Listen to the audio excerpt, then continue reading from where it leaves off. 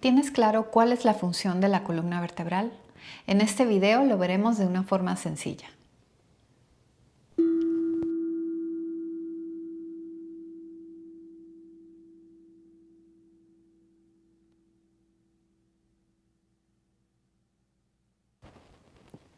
Hola, mi nombre es Vilma Saldate. Hoy voy a compartir contigo una cápsula anatómica y vamos a hablar acerca de la columna vertebral y del esqueleto axial y el esqueleto apendicular. Muy bien, entonces aquí tengo un modelo anatómico, una columna y otro modelo anatómico que es un esqueleto. Entonces la columna vertebral es el centro del cuerpo, es el axis del cuerpo básicamente. Es una superposición de varias vértebras, ¿okay? Ahorita vamos a mencionar cuántas. Entonces como puedes ver, la columna vertebral, si la vemos lateral, tiene unas curvaturas neutrales. Si la vemos por detrás, la columna debería estar derechita. Esta columna es muy móvil, entonces probablemente no está completamente derechita, pero así es como la deberíamos de ver. Y si la vemos desde el otro lado, también debería de tener sus curvas neutrales, así es como lo decimos, neutrales. Y si la vemos en la parte anterior, también se debe de ver derechita. Aquí podemos apreciar más bien el cuerpo vertebral de las vértebras. Y en la parte posterior, lo que podemos ver son las apófisis espinosa, que son huesitos donde se ancla tejido blando. Y aparte lo que hacen es tratar de limitar los rangos de movimiento que puede tener la columna vertebral. Es decir, que no te muevas más allá de donde deberías de moverte, ¿no? Que no te lesiones. Muy bien, entonces vamos a regresar a las curvas. Entonces, como puedes ver, la columna vertebral es como una especie de resorte o de viborita, como lo quieras ver, desde el punto de vista que lo quieras ver.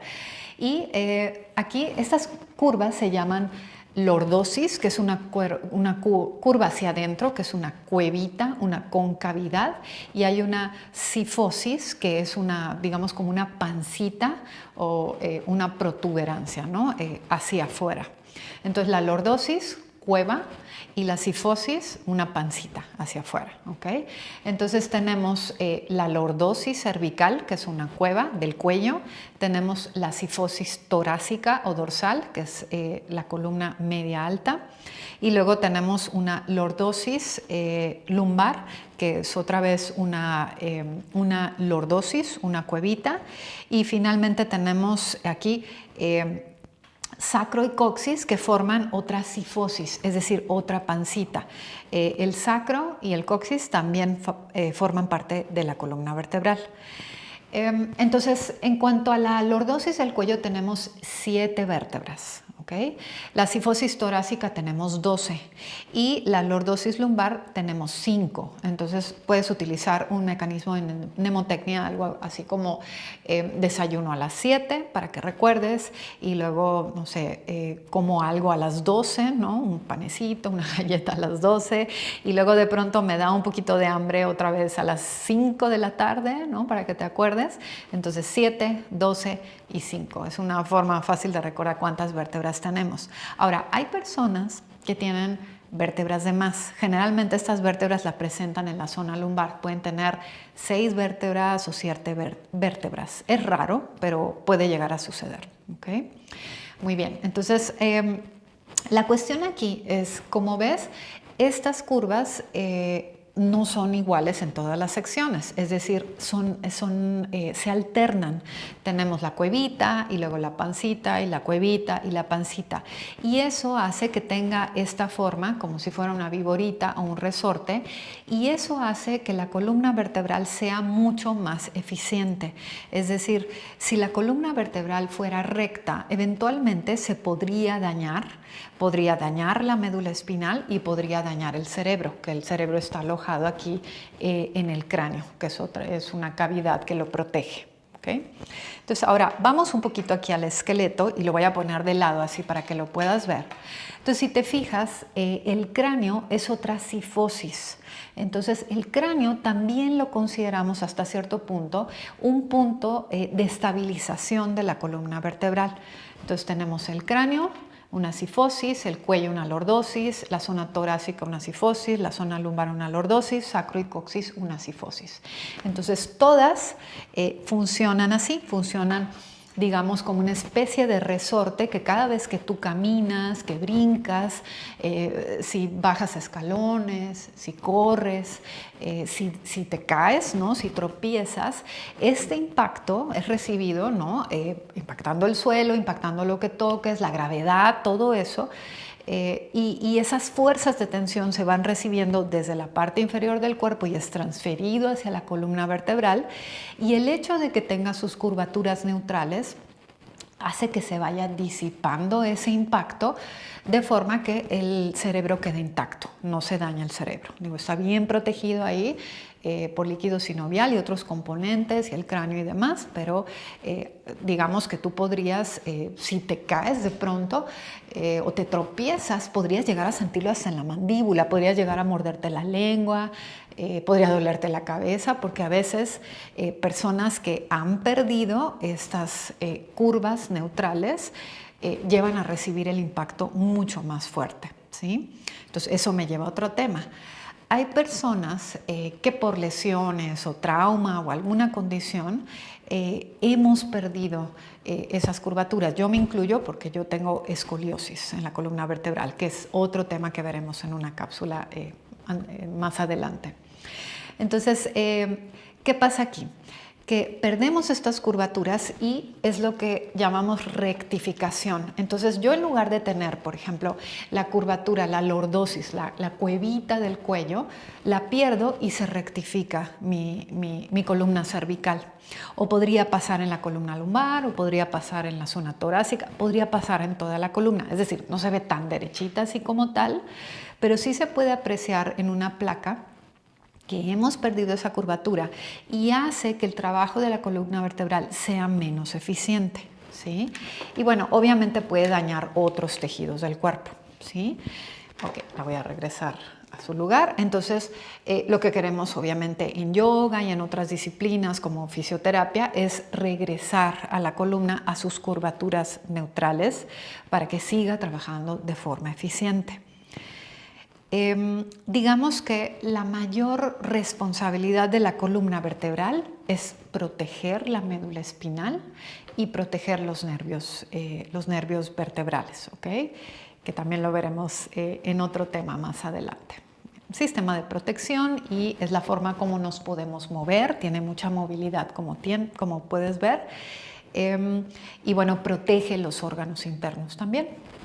Entonces, ¿qué movimientos tiene la columna vertebral? ¿Sí? Tiene la flexión, que me voy a poner de ladito para que puedas ver, tiene la flexión y tiene la extensión y luego tiene la flexión lateral. Entonces, como tenemos dos lados, son dos flexiones, y luego tiene la rotación hacia los dos lados, ¿sí? Pero además hay un movimiento extra, estos son 6, hay uno extra, el séptimo, que es la extensión axial, que es algo que hacemos en Tadasana, ¿no?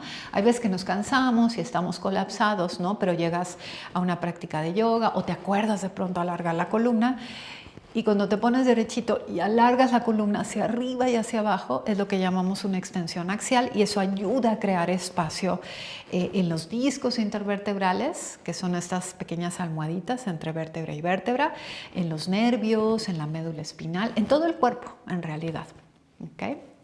Muy bien, entonces 7 movimientos.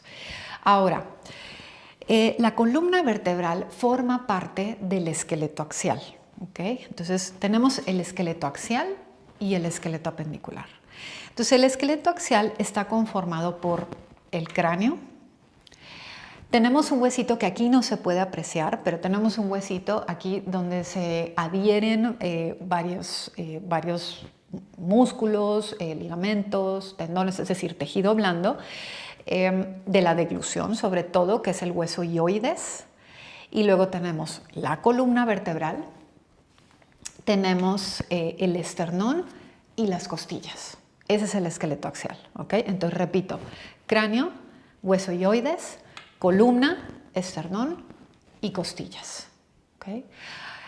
Y el esqueleto apendicular tenemos dos. Tenemos el superior o cinturón escapular, también se le llama, y luego tenemos el esqueleto apendicular inferior o cinturón pélvico. Okay. Entonces, el esqueleto apendicular superior está conformado por la clavícula, la escápula, el húmero, radio y cúbito, o ulna, y los huesos de la mano. Y el esqueleto apendicular inferior está conformado por la pelvis, el fémur, patela, tibia, fíbula y los huesos del pie, ¿sí? Ahora, la única conexión entre el esqueleto apendicular superior y el esqueleto axial son estas dos articulaciones, las articulaciones externo-claviculares. Nada más toca el esqueleto axial que estas dos articulaciones. Entonces son dos articulaciones pequeñitas, ¿sí? Muy chiquititas, y por eso tenemos tanto rango de movimiento en la parte superior del cuerpo.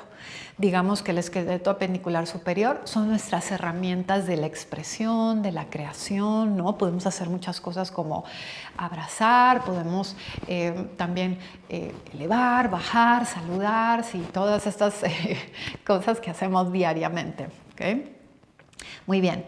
Y las articulaciones que conectan el esqueleto apendicular inferior con el esqueleto axial son las articulaciones sacroilíacas, es decir, el sacro con el hueso ilíaco. Como puedes ver, son huesos más grandes, ¿sí?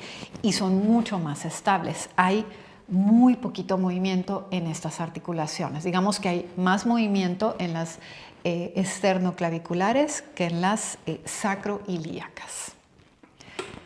Pero, bueno, estas articulaciones pues obviamente te permiten caminar, correr, ¿no? Moverte también, bailar, todo lo que hacemos diariamente, sentarnos, hincarnos, demás. Pero como te comentaba, hay muy poquito movimiento en estas dos articulaciones. Entonces, estos son los puntos de conexión. El esqueleto apendicular inferior con el esqueleto axial, articulaciones sacroilíacas, esqueleto apendicular superior con el esqueleto axial, articulaciones externo-claviculares. Muy bien, espero que hayas aprendido un poco y te haya gustado esta cápsula. Muchas gracias y te veo en la próxima. ¿Te gustó esta información? Déjame en la caja de comentarios cuál fue tu experiencia. No olvides suscribirte al canal y darle un like al video. Activa la campanita para que te avise cuando haya uno nuevo. Y te veo a la próxima.